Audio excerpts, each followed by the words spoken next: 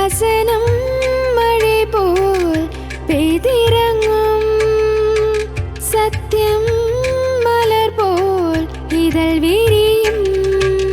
சத்தியம் சத்தியமே, சத்தியம் சத்தியமே, சத்தியம் சத்தியமே, சத்தியம் சத்தியமே. சத்தியம் சத்தியமே நேயர்களாகிய உங்கள் அனைவரையும் கர்த்தராகிய இயேசு கிறிஸ்துவின் நாமத்திலே அன்போடு வாழ்த்தி வரவேற்கிறோம். பிரியமானவர்களே, நம்முடைய வாழ்க்கை என்பது வெற்றிகளாலும் தோல்விகளாலும் நிறைந்தவைகளாக காணப்படுகின்றது. ஒரு மனிதனுடைய வாழ்க்கை வெற்றிகளால் மட்டுமே தீர்மானிக்கப்படுகிறது அல்ல. அதேபோல் ஒரு மனிதனுடைய வாழ்க்கை தோல்விகளால் மட்டுமே நிர்ணயிக்கப்படுகிறதும் அல்ல. ஒவ்வொரு மனிதனும் நிச்சயமாக வெற்றியையும் தோல்வியையும் மாறி மாறி சந்திக்கக்கூடியவனாக இருக்கிறான். மனோதத்துவத்திலே இப்படியாக சொல்வது வழக்கம். ஒரு மனிதன் வெற்றியை மட்டுமே பெற்றுக்கொண்டிருக்கிறவனாக இருந்தால் தன்னுடைய வாழ்க்கையிலே அவனுக்கு பைத்தியம் பிடித்து விடும் என்று சொல்லி சொன்னார்கள். சில நேரங்களிலே உண்மைதான். எத்தனையோ மனோதத்துவ நிபுணர்கள் சொல்லக்கூடியது, தோல்வியை சந்திக்காத மனிதன் நிச்சயமாக விரக்தியிலே தன்னுடைய வாழ்க்கையை நிறைவு செய்வான் என்று சொல்லி. அநேகர் அப்படி தங்களிடத்திலே வந்து தங்களிடத்திலே மருத்துவத்திற்காக வருகிறதையும் அவர்கள் கூறினதுண்டு. பிரியமானவர்களே, மனிதனுடைய வாழ்க்கை வெற்றிகளாலும் தோல்விகளாலும் நிறைந்திருக்கிறது. இரண்டையும் சமமாக அவன் எடுத்துக்கொள்ள வேண்டியது அவசியம். ஆனால் நாம் வெற்றியை மட்டுமே பெற விரும்புகிறோம். நாம் எதிலே வெற்றி பெற விரும்புகிறோம்? படிப்பிலே வெற்றி பெற வேண்டும் என்று விரும்புகிறோம், அல்லது பணம் சம்பாதிக்கிறதிலே வெற்றி பெற வேண்டும் என்று விரும்புகிறோம், அல்லது நண்பர்களை சேர்ப்பதிலே வெற்றி பெற வேண்டும் என்று விரும்புகிறோம், அல்லது பெரிய வீடுகளை கட்டுகிறதிலே வெற்றி பெற வேண்டும் என்று விரும்புகிறோம். பொதுவாக இயல்பாக ஒரு மனிதனுடைய வெற்றிகள் என்பது இவைகளை வைத்தே தீர்மானிக்கப்படுகிறது. நல்ல நண்பர்கள், வீடு, குடும்பம் இவை இருந்தால் அவன் வெற்றியடைந்த மனிதன் என்று சொல்லி மனிதர்கள் நிர்ணயிக்கிறார்கள். ஆனால் உண்மையாகவே ஒரு மனிதனுடைய வெற்றி இதை வைத்து தீர்மானிக்கப்படுகிறதா என்று கேட்டால் நிச்சயமாக இல்லை. ஒரு மனிதனுடைய வெற்றி இவைகளால் தீர்மானிக்கப்படுகிறதில்லை. ஒரு மனிதனுடைய வெற்றி எவைகளால் தீர்மானிக்கப்படுகிறது? ஒரு மனிதனுடைய வெற்றி தன்னுடைய எதிர்கால நித்தியத்தை குறித்ததான நம்பிக்கையின் அடிப்படையிலே அது தீர்மானிக்கப்படுகிறது. பிரியமானவர்களே, உங்களுடைய வெற்றியை நீங்கள் எப்படி தீர்மானித்து கொண்டிருக்கிறீர்கள்? ஐயோ, எனக்கு வேலை இல்லையே, நான் தோற்று போனேன் என்று நினைக்கிறீர்களா? ஐயோ, எனக்கு ஆரோக்கியம் இல்லையே, நான் தோற்று போனேன் என்று நினைக்கிறீர்களா? நான் நினைத்த படிப்பை படிக்க முடியவில்லை, நான் தோற்று போய்விட்டேன் என்று நினைக்கிறீர்களா? நீங்கள் தோல்வியை கண்டு அஞ்சாதிருங்கள். இது தோல்வி அல்ல, இது நிஜமான தோல்வி அல்ல. மனிதனுடைய வாழ்க்கையிலே நிஜமான வெற்றி, நிஜமான தோல்வி ஒன்று உண்டு என்பதை நீங்கள் அறிந்து கொள்ள வேண்டியது அவசியம். நிஜமான வெற்றி அது மரணத்தை தாண்டினதாக இருக்கிறது. பிரியமானவர்களே, ஒரு முறை ஒரு ராஜா இருந்தார். அந்த ராஜா பல்வேறு விதமான அண்டை நாட்டுகளுடைய படையெடுப்புகளால் தொடர்ச்சியாக தோல்வியை சந்தித்து அந்த நாட்டினுடைய எல்லை பகுதிகளை மற்ற அண்டை நாட்டு ராஜாக்கள் கைப்பற்றினார்கள். இறுதியாக அந்த ராஜா ராஜ்யத்தை விட்டு ஒரு காட்டுப்பகுதிக்கு அவன் சென்று விட்டான். காட்டுப்பகுதியிலே சென்றிருந்த அந்த ராஜா ஒரு நாள் காலையிலே உட்கார்ந்திருக்கும் பொழுது தனக்கு முன்பாக ஒரு சிலந்தியானது வலை பின்னி கொண்டு இருப்பதை அவன் கண்டான். அந்த சிலந்தி ஒரு ஓடைக்கு மேலாக கிளைவிட்டிருக்கக்கூடிய ஒரு மரத்திலே அது வலை பின்னி கொண்டிருந்தது. அப்படி வலை பின்னி கொண்டிருக்கக்கூடிய அந்த நேரத்திலே திடீரென்று அதனுடைய பிடிப்பு விட்டு அது நேராக கீழே ஓடிக்கொண்டிருக்கிற ஓடை அருகே வரைக்கும் அது வந்துவிடும். ஆனால் அது தண்ணீரில் விழாமல் திரும்பவுமாக தன்னுடைய அந்த வலையை பிடித்து கொண்டு மேலே ஏறி திரும்பவுமாக வலை பின்னும். இது தொடர்ச்சியாக அப்படியே நடந்து கொண்டிருக்கிறது. நிறைவாக அந்த வலையும் பின்னி முடித்து அந்த சிலந்தி அதிலே இருந்தது. இதை கண்ட பொழுது அந்த ராஜாவுக்கு ஒரு மிகப்பெரிய நம்பிக்கை பிறந்து அவன் திரும்ப தன்னுடைய தளபதிகளை சேர்த்து கொண்டு சிறிய சிறிய கூட்டமாக சென்று திரும்ப அந்த தான் இழந்து போன அந்த பகுதியை கைப்பற்ற முயன்றான். கொஞ்சம் கொஞ்சமாக கைப்பற்றி இறுதியாக அந்த தேசத்தை, தன்னுடைய சுய தேசத்தை அவன் கைப்பற்றி ஆட்சி செய்தான் என்று சொல்லி ஒரு கதை உண்டு. பிரியமானவர்களே, ஒரு மனிதனுக்கு நம்பிக்கை இருக்குமானால் அவனுடைய வாழ்க்கையிலே புதிய துவக்கங்கள் உண்டு என்பதை இந்த கதையின் வாயிலாக தெரிந்து கொள்கிறோம். இந்த கதையை படிக்கிற நான் திரும்ப படித்தால் போதும், திரும்ப வேலைக்கு சென்றால் போதும் என்று மேலோட்டமாக உங்களுடைய வெற்றியை நீங்கள் தீர்மானித்து விடாதீர்கள்.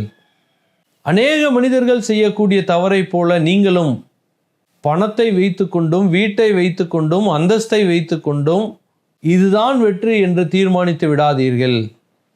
இதெல்லாம் மனிதனுடைய வாழ்க்கைக்கு இன்றியமையாத தேவையாக காணப்பட்டாலும் கூட, ஒரு மனிதனுடைய வாழ்க்கை, நிஜமான வாழ்க்கை, அது மரணத்தை ஜெயிக்கக்கூடிய வாழ்க்கையாக காணப்பட வேண்டும்.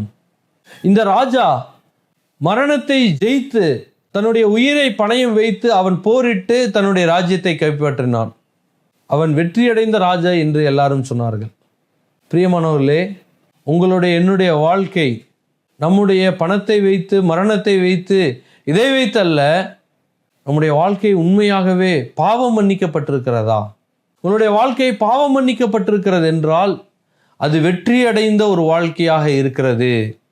அது மரணத்தை ஜெயித்த ஒரு வாழ்க்கையாக இருக்கிறது.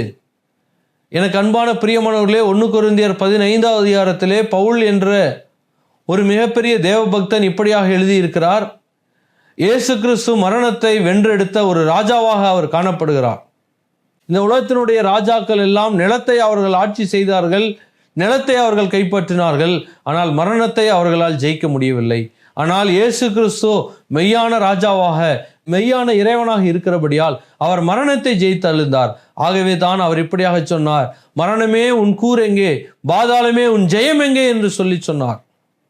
மரணத்தை ஒருவனாலும் ஜெயிக்க முடியாது இருந்தது. எவ்வளவு பெரிய சாம்ராஜ்யங்களை ஆட்சி செய்த ராஜாக்களும் மரணத்திற்கு முன்பாக தோற்று போனார்கள். ஆனால் இயேசு கிறிஸ்துவானவர் மரணத்தை ஜெயித்தெழுந்தார். அவர் அடக்கம் பண்ணப்பட்டார். அவர் 3ஆம் நாள் உயிரோடு எழுந்தார். பிரியமானவர்களே, நீங்கள் இயேசு கிறிஸ்துவே என்னுடைய பாவத்துக்காக மரித்தீர், எனக்காக வேண்டி அடக்கம் பண்ணப்பட்டு, எனக்காக வேண்டி 3ஆம் நாள் உயிரோடு எழுந்தீர் என்று சொல்லி நீங்கள் நம்பி உங்களுடைய வாயிலே அதை அறிக்கையிட்டால் உங்களுடைய வாழ்க்கையானது வெற்றியான வாழ்க்கையாக இருக்கிறது. உங்களுடைய எதிர்காலமானது முடிவில்லாத எதிர்காலமாக இருக்கிறது. அது நம்பிக்கையுள்ள எதிர்காலமாக இருக்கிறது. அது யாராலும் மாற்ற முடியாத ஒரு எதிர்காலமாக இருக்கிறது. அது தோல்வியடையாத எதிர்காலமாக இருக்கிறது. பிரியமானவர்களே, அந்த வெற்றியான வாழ்க்கையை நோக்கி நீங்கள் நகர்த்த வேண்டியது அவசியமாக இருக்கிறது. இந்த உலகத்திலே இருக்கக்கூடிய அஞ்ஞானிகள் இவைகளை நாடி தேடுகிறார்கள். பணத்தை நாடி தேடுகிறார்கள், அந்தஸ்தை நாடி தேடுகிறார்கள், இந்த உலகத்தினுடைய காரியங்களை நாடி தேடுகிறார்கள். ஆனால் உண்மையாக தேட வேண்டியது தங்களை உண்டாக்கின இறைவனாகிய இயேசு கிறிஸ்துவையும், அவர் கொடுக்கக்கூடிய பாவ மன்னிப்பின் வாழ்க்கையும், அவர் கொடுக்கக்கூடிய வெற்றியான வாழ்க்கையும் அவர்கள் தேடாமல் போகிறார்கள். ஆனால் நீங்கள் தேடும்படியாக இன்றைக்கு அவர் உங்களை அழைக்கிறார். உங்களுடைய வாழ்க்கையிலே சரீரத்தில் ஆரோக்கியம் இழந்து விட்டால் நான் தோற்று போனேன் என்று நீங்கள் நினைக்க வேண்டிய அவசியம் இல்லை. இன்றைக்கு நீங்கள் இயேசு கிறிஸ்துவிடத்திலே உங்களுடைய வாழ்க்கையை கொடுக்கும்படியாக அழைக்கிறார். உங்களுடைய வாழ்க்கையிலே நீங்கள் பணத்தை இழந்து போய்விட்டால் நீங்கள் கவலைப்பட வேண்டிய அவசியம் இல்லை. இயேசுவே என்னுடைய வாழ்க்கையை மீட்டு தாரும், என்னுடைய எல்லா பாவத்தையும் மன்னியும் என்று சொன்னால் உங்களுடைய வாழ்க்கையை மீட்டு தர அவர் வல்லமையுள்ளவராக அவர் காணப்படுகிறார். அவருக்கு உங்களுடைய வாழ்க்கையை கொடுப்பீர்களா? இயேசு கொடுத்த அந்த வெற்றியான வாழ்க்கை, இயேசு அடைந்த அந்த வெற்றியான வாழ்க்கையிலே அவர் இன்றைக்கும் உங்களுக்கும் எனக்கும் பங்கு கொடுக்கிறவராக இருக்கிறார். ஒரே ஒரு நிபந்தனை, இயேசு கிறிஸ்துவிடத்திலே அவர்தான் ஆண்டவர் என்று சொல்லி அறிக்கையிட்டு அவரிடத்திலே நீங்கள் மன்னிப்பு கேட்டால் இந்த வெற்றியான வாழ்க்கை உங்களுக்கும் காத்து கொண்டிருக்கிறது. இந்த உலகம் நிரந்தரம் அல்ல. எவ்வளவு பெரிய படிப்பு படித்த மனிதனுக்கும் இந்த உலகம் நிரந்தரம் அல்ல.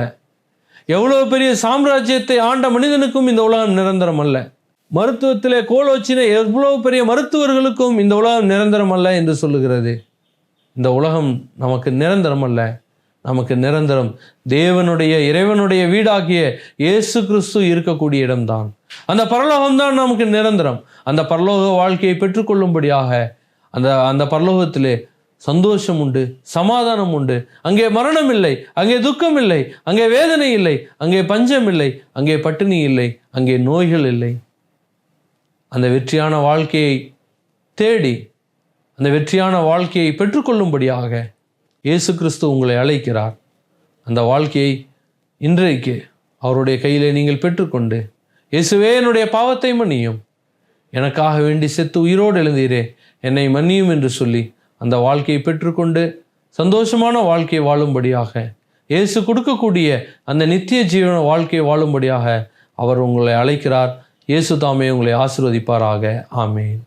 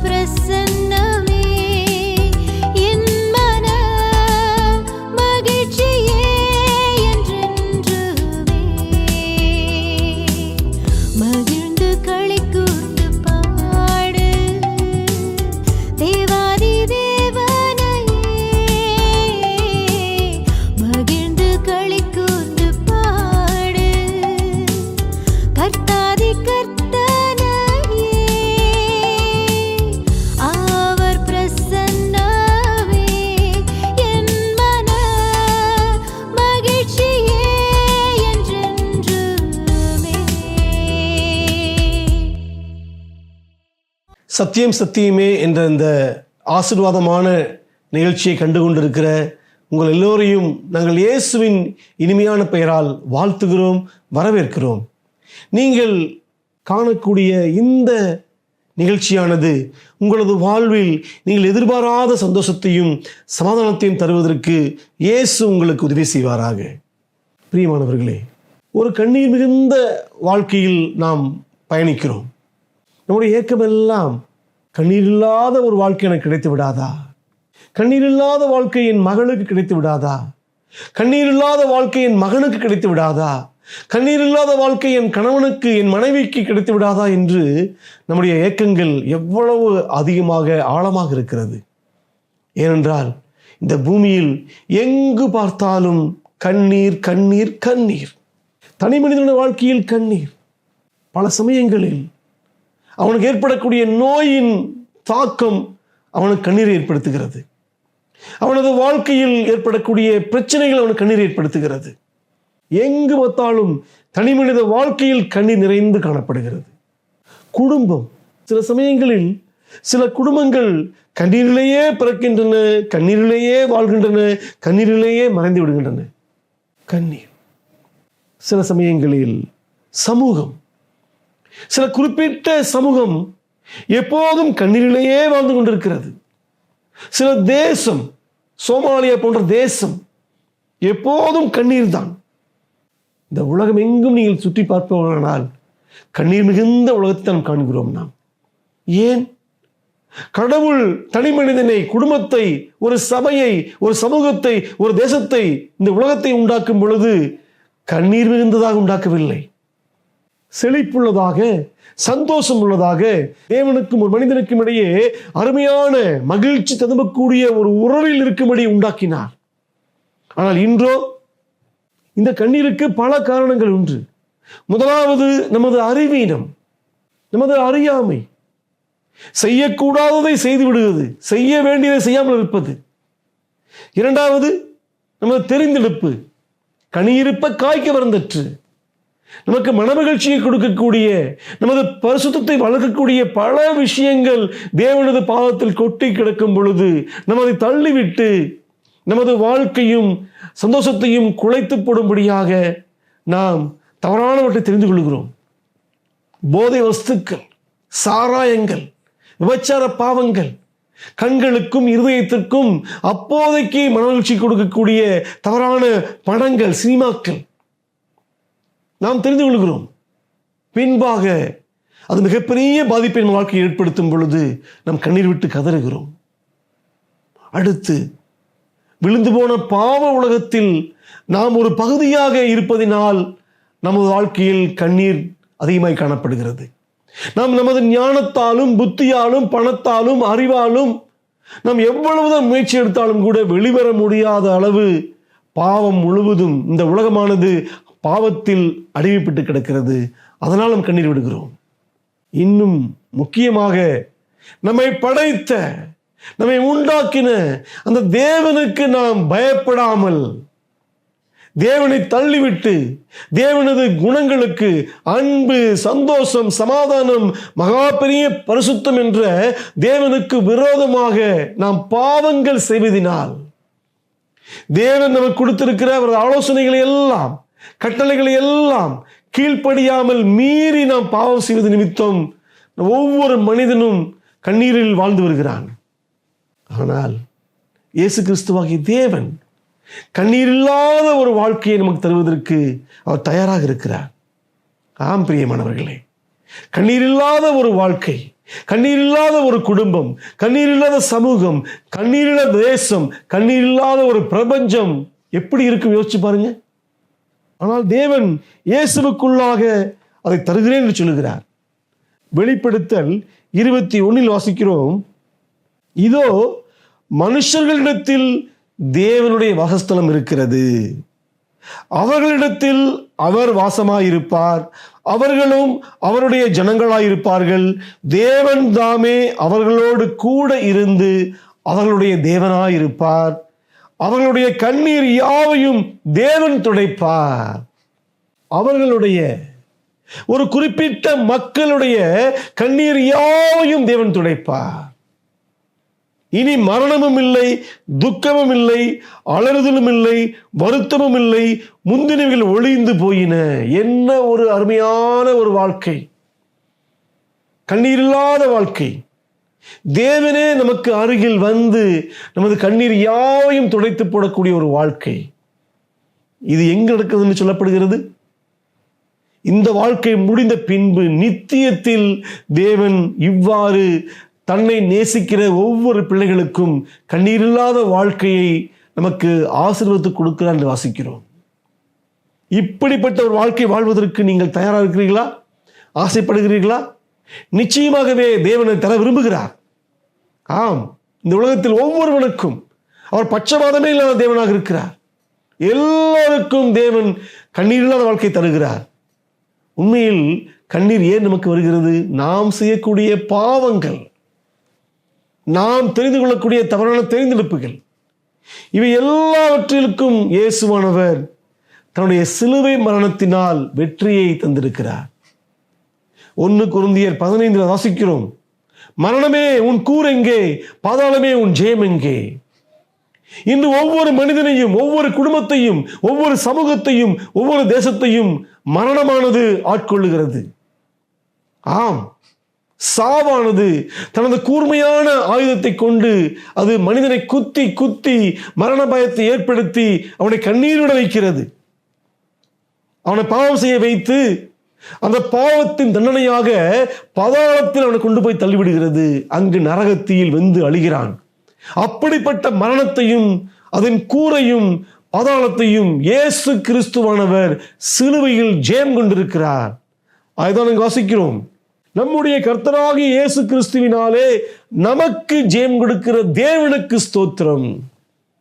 இயேசுவானவர் மரணத்தின் கூறாகிய பாவத்தை, பாவத்தின் பலனாகிய நியாயப்பிரமாணத்தை அவர் சிலுவையில் தனது பரிசுத்த இரத்தத்தை சிந்தினதன் மூலமாக யார் பாவம் செய்கிறார்களோ அவர்கள்தான் கண்ணீர் சிந்த வேண்டும்.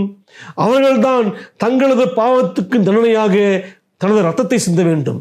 ஆனால் இங்கு இயேசுவானவர் ஒரு பரிசுத்தமுள்ள வாழ்க்கையை வாழ்ந்து, பாவமே இல்லாத பரிசுத்தமுள்ள வாழ்க்கையை உங்களுக்காக, எனக்காக, நமது இடத்தில் வாழ்ந்து, நமது பாவத்திற்காக நம்மேல் வரக்கூடிய தண்டனையை அவர் தன்மேல் ஏற்றுக்கொண்டவராக நமக்காக அந்த பரிசுத்தமுள்ள இரத்தத்தை சிலுவையில் சிந்தி மரணத்தை ஜெயித்தார், பாதாளத்தை ஜெயித்தார், 3ஆம் நாளில் உயிரோடு எழுந்தார். இதை யார் விசுவாசிக்கிறார்களோ, இதை யார் நம்புகிறார்களோ, இந்த இயேசுவை யார் நம்புகிறார்களோ அவர்களது வாழ்க்கையில் கண்ணீர் துடைக்கப்படும். இயேசுவே கண்ணீர் துடைப்பார் என்று வாசிக்கிறோம். கண்ணீர் யாவையும் துடைப்பார் என்று வாசிக்கிறோம். அங்கு மரணம் இல்லை, துக்கம் இல்லை, அலறுதல் இல்லை, எல்லாவற்றையும் இயேசு கிறிஸ்துவானவர் ஜெயம் கொண்டிருக்கிறபடியினால் அந்த இயேசுவை நீங்கள் விசுவாசிக்கும் பொழுது, அவருக்குள்ளாக நாம் இருக்கும்போது, நமது இருதயத்துக்குள்ளாக இயேசு வரும் பொழுது கண்ணீர் இல்லாத ஒரு வாழ்க்கையை நித்தியத்திற்கு இயேசு தருகிறார். இந்த பூமியில் நாம் கண்ணீர் விட்டாலும் கூட அது அவநம்பிக்கையின் கண்ணீராக இருக்காது. அது ஒரு ஆனந்த கண்ணீராக, அது ஒரு வெற்றியின் கண்ணீராக இயேசு அதை மாற்றி போடக்கூடிய ஒரு அன்பும் கிருபையும் உள்ள தேவனாக இருக்கிறார். ஃபென்னி கிராஸ்பி என்று சொல்லப்படக்கூடிய ஒரு அருமையான பாடகி இருந்தார். அவர் தனது 6 மாத குழந்தையாக இருந்த பொழுது அவருக்கு தவறான ஒரு மருந்து கொடுத்தது நிமித்தம் 2 கண்ணையும் இழந்து விடுவார். ஆனால் தேவனுக்கென்று அற்புதமான பாடல்களை ஏற்றி கோடிக்கணக்கான மக்களுடைய இருதயத்தை தேவனுக்குள் நிலைத்திருக்க செய்தார், தேவனுக்குள் மகிழ்ந்திருக்க செய்தார். ஒரு முறை அவர் அம்மா அவளை பார்த்து, ஐயோ உனக்கு 2 கண்ணும் போயிருச்சுன்னு அழுகும் பொழுது அவர் சொன்னார், அம்மா அழாதீங்கம்மா, நான் கண் இல்லாமல் வாழ்வதை சந்தோஷமாக கருதுகிறேன், ஏற்றுக்கொள்கிறேன். இப்பொழுது யாராவது என்னிடத்தில் வந்து உனக்கு கண் வேண்டுமா என்று கேட்டால் நான் கண் இல்லாத ஒரு குருட்டு வாழ்க்கையை தான் தெரிந்து கொள்வேன். ஏனென்றால் நான் பரலோகத்தை செல்லும் பொழுது நான் பார்க்கக்கூடிய முதல் முகமாக எனது இயேசுவின் முகம் இருக்கும் என்று சொன்னார். அவரது நம்பிக்கை எல்லாமே இந்த உலகத்தில் ஒரு குருட்டு வாழ்க்கை வாழ்வதில் ஒரு நம்பிக்கை இல்லை, இந்த உலகத்தில் நம்பிக்கை இல்லை, ஒரு நாள் என் கண் குணமாகும் என்ற நம்பிக்கையில் ஒரு மகிழ்ச்சியாக இல்லை.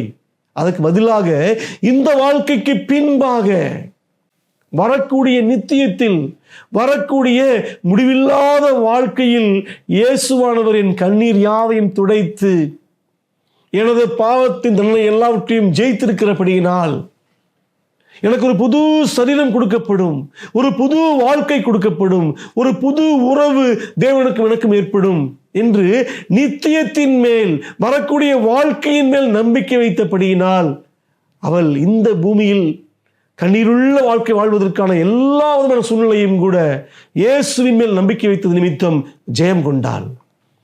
இன்று அந்த ஜெயம், அந்த வெற்றி உங்களுக்கும் எனக்கும் கூட சாத்தியம்தான் பிரியமானவர்களே. ஆம், கண்ணீரில்லாத வாழ்க்கை வாழ்வதற்கு நம்மால் கூடும். என்பதென்றால் என்ன அர்த்தம் என்றால், இயேசுவை விசுவாசிக்கும் பொழுது இயேசுவானவர் நமக்கு கண்ணீரின் மத்தியிலும் கூட ஒரு நம்பிக்கையுள்ள வாழ்க்கையை கொடுப்பார். ஆம், இயேசுவானவர் உங்களது கண்ணீர் யாவையும் துடைப்பார். அந்த கண்ணீருக்கு காரணமான எல்லா பாவத்தையும் அவர் தனது கைகளால் அல்ல, தனது இரத்தத்தால் துடைத்தார். சிலுவையில் தனது இரத்தத்தையே சிந்தினதன் மூலமாக பிதாவாகிய தேவன்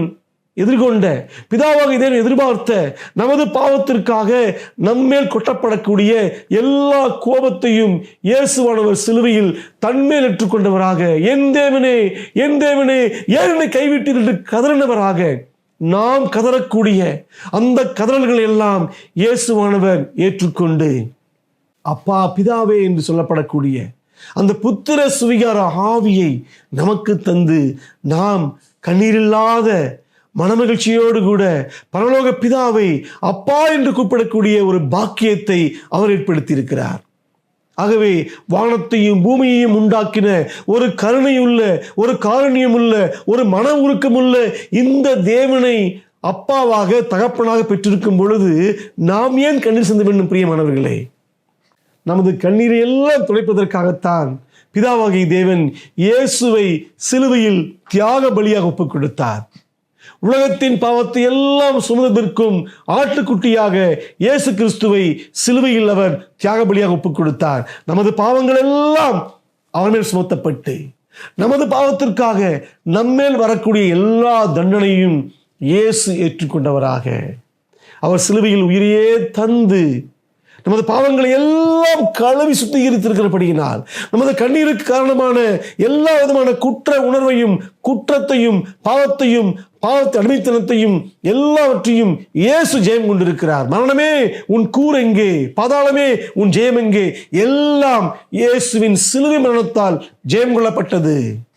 ஆம், நம்முடைய கர்த்தராகிய இயேசு கிறிஸ்துவினாலே நமக்கு ஜெயம் கொடுக்கிற தேவனுக்கு ஸ்தோத்திரம் என்று சொல்லப்பட்டது. ஆகவே நாம் இந்த பூமியில் எவ்வளவு மோசமான சூழ்நிலைக்குள்ள வாழ்ந்தாலும் கூட நாம் கண்ணீர் விடாமல் அந்த இயேசுடைய கரங்களை பற்றி கொண்ட மக்களாக, உங்கள் மேல் அன்பு வைத்து உங்களை நேசித்த தேவனாக, வரக்கூடிய முடிவில்லாத காலம், கோடான கோடி வருடங்கள் அவரோடு கூட வாழும் பொழுது கண்ணீர் எல்லாம் துடைத்து இந்த உலகம் தர முடியாத ஒரு சமாதானத்தையும் சந்தோஷத்தையும் நம்பிக்கையும் தரக்கூடிய அந்த இயேசுவை நம்பி கண்ணீரில்லாத வாழ்க்கை வாழ்வதற்கு தேவன் உங்களுக்கு உதவி செய்வாராக. அவர் இப்போதும் வரக்கூடிய வாழ்விலும் இம்மையிலும் மறுமையிலும் கூட உங்கள் கண்களில் மட்டுமல்ல, உங்கள் இருதயத்தில் வடிந்தோடுகிற அந்த கண்ணீரையும் கூட துடைப்பதற்கு அவர் அன்புள்ளவராக இருக்கிறார். அவர் கிருபையுள்ளவராக இருக்கிறார். அவர் இரக்கமுள்ளவராக இருக்கிறார். அந்த இயேசு உங்களுக்கு கண்ணீரில்லாத வாழ்க்கையை தருவாராக. ஆமேன். சத்யம் சத்யமே, சத்யம் சத்யமே.